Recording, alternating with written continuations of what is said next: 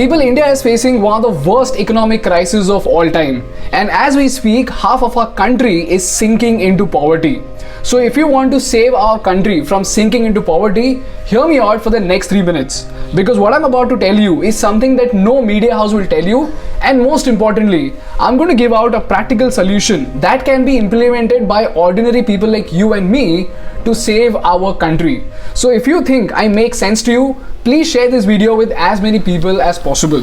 People, Diwali is right around the corner and it is going to give us a golden opportunity to make a valuable contribution to the economy of this country. Before that, you need to understand what exactly is the bigger picture of our economy and where exactly is the problem. While most people think that the drop in GDP is the biggest problem in this country right now, I gotta tell you that it is merely the tip of the iceberg. What's even bigger a problem is that this loss in GDP has been caused more due to the losses caused to the poor people and less due to the losses caused to the rich people.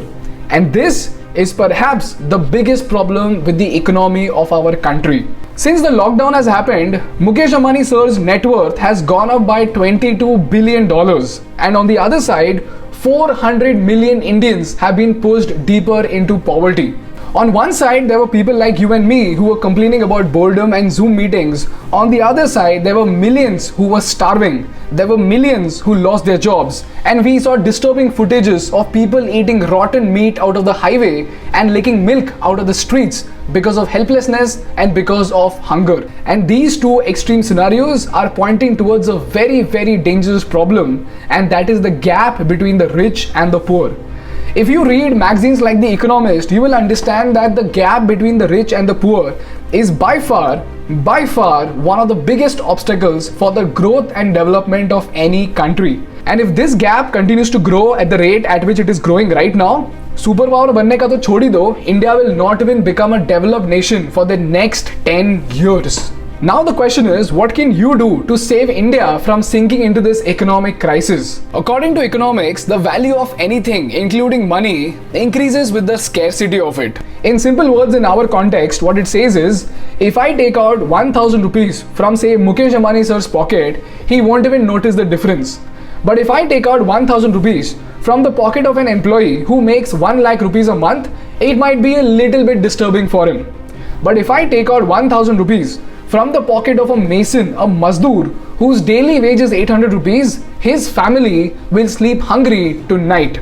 So if you see, the value of the same 1000 rupees might not mean anything to the rich, but for the poor, it might be the difference between life and death itself. So what we need to do as a society is to find a way by which we can actually trickle down the wealth from the rich to the poor so that we can save half of our country from actually sinking into poverty. And right now, the best possible way you can do that would be to use your wallet power during your Diwali shopping. People in India, the Diwali sales of Amazon and Flipkart are expected to touch 50,000 crores. Which means what? We are looking at 50,000 crores of flow of wealth. And every single penny of this 50,000 crore wealth is coming from ordinary people like you and me. And all we need to do is come together and divert a small fraction of this massive wealth towards our local vendors, and you have no idea how extraordinary the impact could be. So all you need to do is just follow these 3 simple steps. Number 1, make a list of all the items that you want to buy.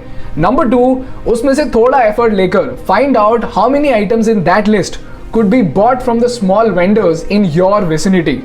And number 3, and most importantly, find the smallest store possible and just go and buy stuff without bargaining. And merely by doing this, you have made 2 invaluable contributions to the society. Number 1, you have put a priceless smile on that poor man's face. And number 2, you have also made a significant contribution to the economy of this country. Because on paper, you might have just spent 500 rupees or 1000 rupees. But like I told you, for the rich, it might mean nothing. But for the poor, it might mean the world to him. And this is how ordinary citizens like you and me can actually stand up and make a valuable contribution to our country and help this country recover. So if you agree with me and if you want to make this invaluable contribution to our country, please share this video with as many people as possible. Because people, after all, in the race of seeking answers from these politicians, we should not miss out on the extraordinary impact that we can create together as a society.